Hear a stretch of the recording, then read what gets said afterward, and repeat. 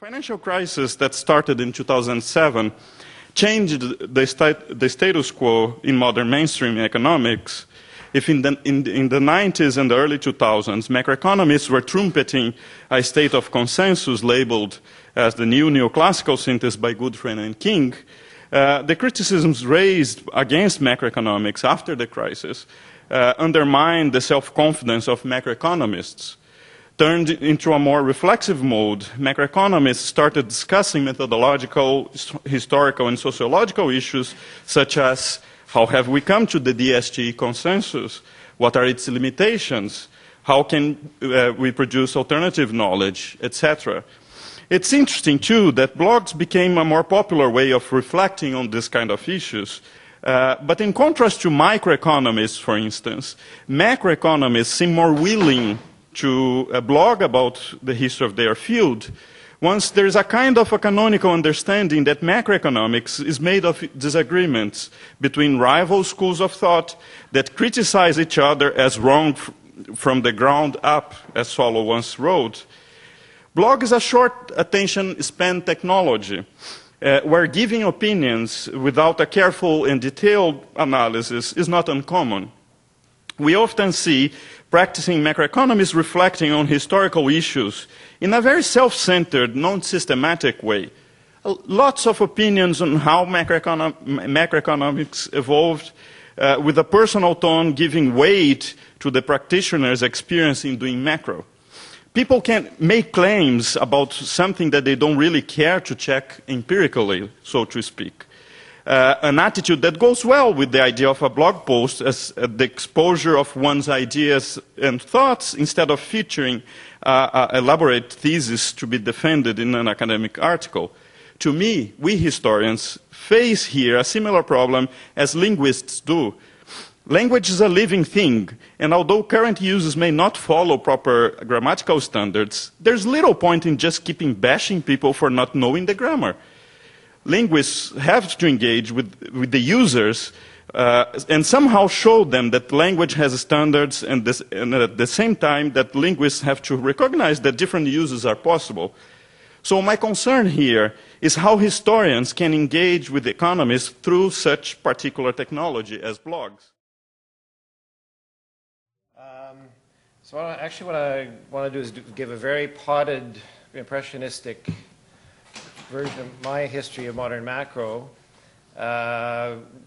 keeping in mind the fact that even facts have standard error bands around them, and in order to make a couple of points relevant to this debate in the blogosphere about micro foundations.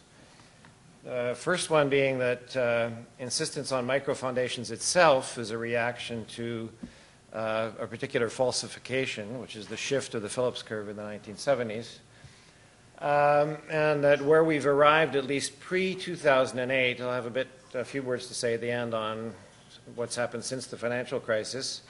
We've arrived at essentially multi-shock models with nominal rigidities.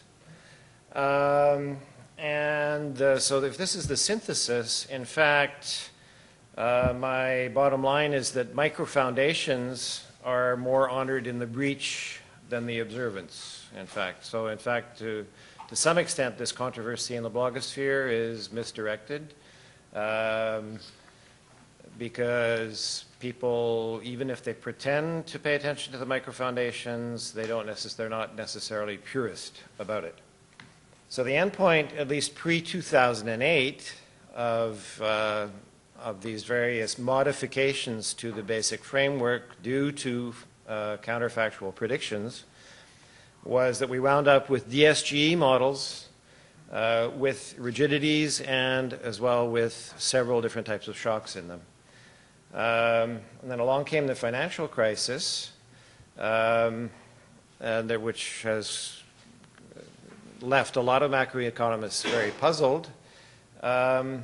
One of the things, and this has been coming up in the blogosphere, in fact, as well, is that it seems to be pretty much necessary at this point to introduce macroeconomic models that in some fundamental way have multiple equilibria.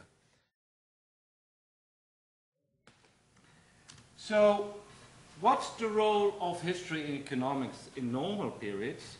Well, modest. It is critique, reflection, evaluation, or suggestion, alternative to mainstream economics or orthodox economics. But in principle, in the margin, just look at, I find it very interesting, just look at the yellow codes, which somehow defines the fields. And so history is put together with methodology and heterodox approaches, as if it is one bunch of things. Okay, that is the role in normal periods. In crisis is different, because what is needed in a crisis is to restore consensus, and there may be a role for historians. So history gets back in the center of attention, but only as long as the crisis lasts. Well,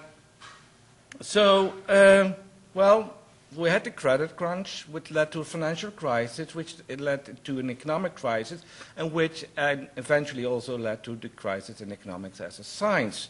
So people start to doubt about what it is. History is relevant, yes. What is the example? For example, INET, who sponsors a lot of research programs, including the history of economic thought, which is led by Bruce Caldwell. So there is a role for historians as long as a crisis lasts. It becomes much more problematic if there is consensus again, and then the historians are not needed anymore. What happens in that kind of period is that economists write their own history. You don't need the historians anymore. So, and I called it auto-history, like autobiography. So this is the history of your own field, written by the practitioners themselves. Why? What is the motivation? Well, that is what I call delineation. Important is that the history gets a new role, namely to set and legitimize the disciplinary boundaries, respect to its aim, its methods, its scientific values, and so forth. Actually, so in Kuhnian terms, setting the paradigm. So what kind of history do you get? Well, I call it naming and shaming. This also, you could call it the strawman account. So a period of crisis, and I go a quick glance through the whole history. Adam Smith had his strawman, the mercantilism. Keynes had his classical theories. Lucas has his Keynesian economics, and Prescott has the Coles Commission econometrics. These are created to set your own discipline and indicate what the consensus is. Pedro persisted in getting me to do this, and he promised me to send some, because I don't read blogs, so he promised me to send some links to particular examples, which I followed up. And in the end, the questions he set for us are somewhat wider than the questions of just what blogs are, and Marcel made that clear in his talk. So in some extent, I'm going to follow a range of issues, but I think I want to start with what I learned by looking at blogs that I don't normally read. I have to say that looking at the blogs, I was really quite underwhelmed. There were some good points made, but they are sort of overwhelmingly sectarian. I mean, my impression was they tend to be very snarky and without, I think, an important assumption of the good faith of the people that they're talking about, criticizing, presumably thinking that they should interact with intellectually. And it makes it difficult, I think, for there to be serious and productive exchange of ideas. So the blogs themselves strike me as rather like reading letters to the editor of a newspaper, that they're very similar in that sometimes they're amusing, sometimes they're informative, but I think rarely do they advance our thinking. We tend to concentrate on the things that kind of reinforce our prejudices or give us good stories or something like that. But they're different from letters to the editor because letters to the editor are self-limiting. There's only a certain amount of space, and somebody's going to decide what goes in that space. And the blogosphere, unfortunately, has perhaps unlimited space and therefore no constraints that keep things really under control. So it seems to me that real productive intellectual thinking comes from communities where disagreement is okay without calling into question people's sincerity, honesty, integrity. And one of the things that just the instrumentality of the internet does is it gives us a machine that puts us at a distance from people.